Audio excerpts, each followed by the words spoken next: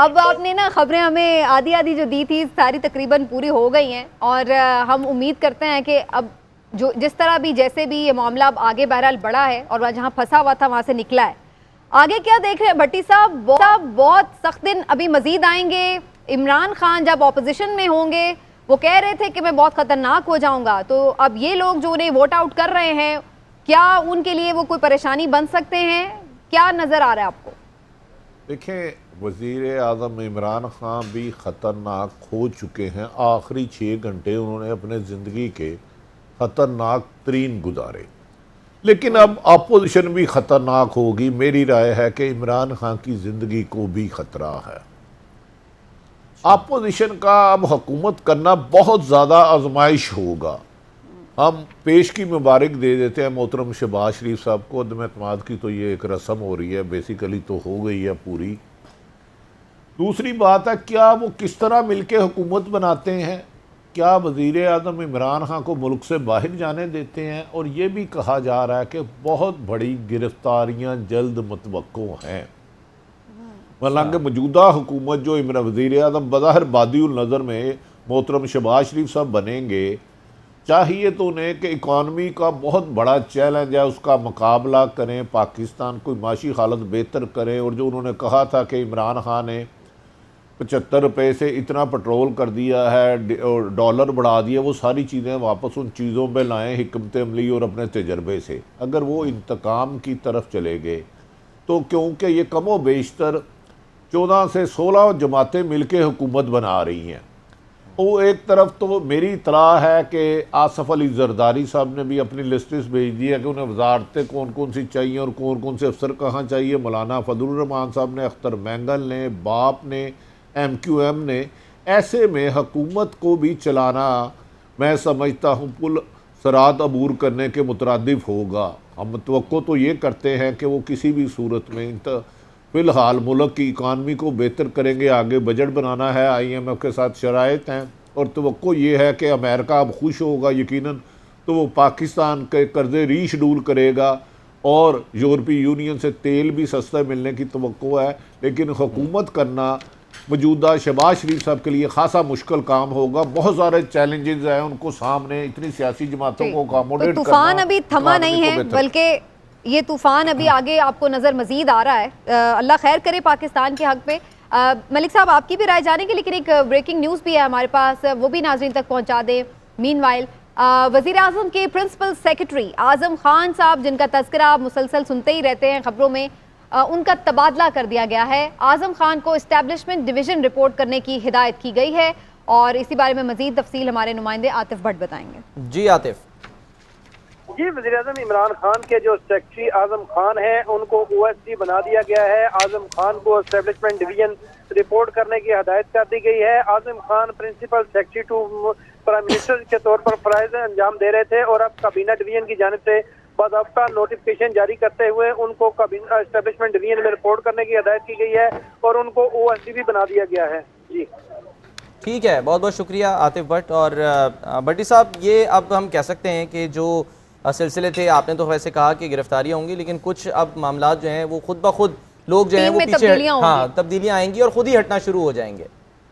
नहीं, देखिए, ये वज़ीर आज़म ने खुद उनको हटा के गया, क्योंकि अभी तो इमरान खान साहब वज़ीर आज़म अभी तक हैं जब तक अदम एतमाद का बाकायदा ऐलान नहीं हो सकता। इसका मतलब है वज़ीर आज़म इमरान खान ने खुद इन्हें किया है।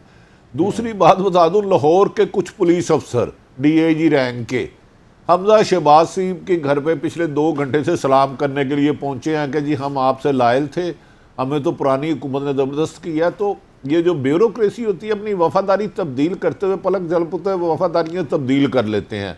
तो ये है कि साबिक़ वज़ीर आज़म जो फवाद चौधरी जो 2 साल अंदर है, उनको अहम जिम्मेदारी दी जा रही है।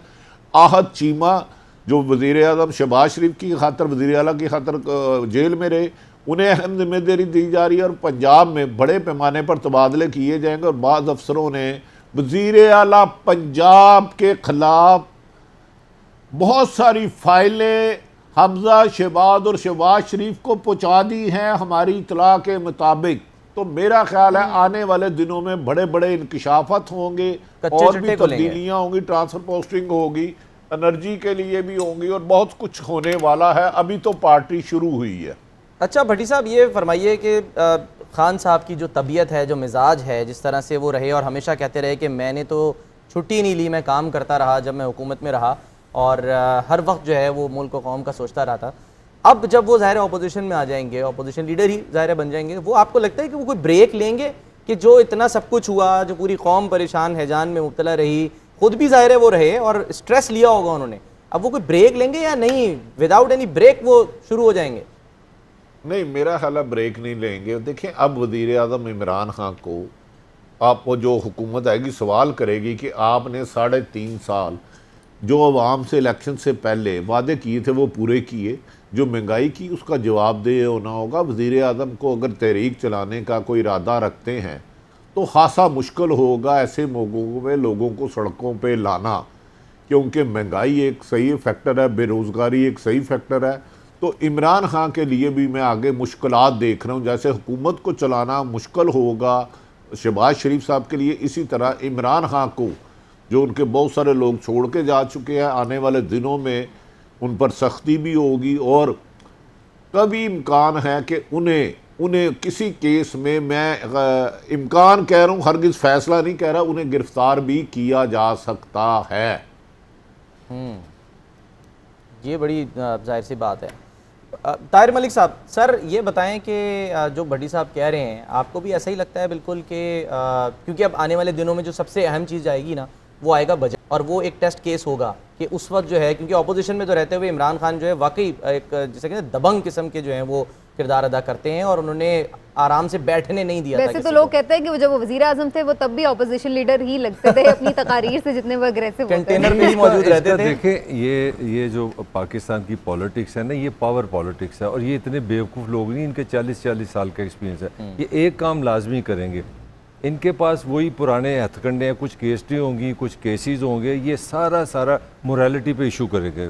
ये जो खान साहब ने, मैं खान साहब की अपना कोई क्रिटिसिज्म नहीं कर रहा, एक जो रियासत मदीना, एक अखलाक, एंटी करप्शन जो उनके स्टैंड थे ना, ये साबित करेंगे उन्होंने जो किया है, जो इल्ज़ाम इन पर लगाए। क्योंकि अगर वो इमरान खान की एक बात पक्की है, एनर्जी अमेंस है, 70 के पास आप हों और आपके पास ये एनर्जी हो, बाकी आपके सारे लोग जो है ना वो किसी टाइम भी कोई टेलीफोन ऊपर से आ सकता है। क्योंकि नवाज शरीफ साहब, शहबाज शरीफ साहब, मौलाना जरदारी साहब, इनकी हेल्थ और देखिए आप इमरान खान से कंपेयर करें तो वो पांचों की हेल्थ मेरा उम्र में ज्यादा फर्क नहीं है, मैं वही पॉइंट मैं दे रहा हूँ। मैं समझता हूँ क्योंकि ये पावर पॉलिटिक्स है, दोनों के पास अल्लाह का शुक्र है कोई प्लान नहीं है पाकिस्तान के लोगों के लिए। ठीक है, अब प्लान क्या है कि जिस तरह इसने हमें गंदा किया ना, कम से कम हम 3-4 महीने में इतने केसेस बनाने, आगाज़ उन्होंने फरा बीबी से शुरू कर दिया, अब वो केसेस होंगे, केसें आ जाएंगी, प्रूफ आ जाएगा। भट्टी साहब ने अभी हुकूमत बनी नहीं, अभी काउंटिंग हुई नहीं, तो सरकारी अफसर पहले फाइलें लेके चले गए।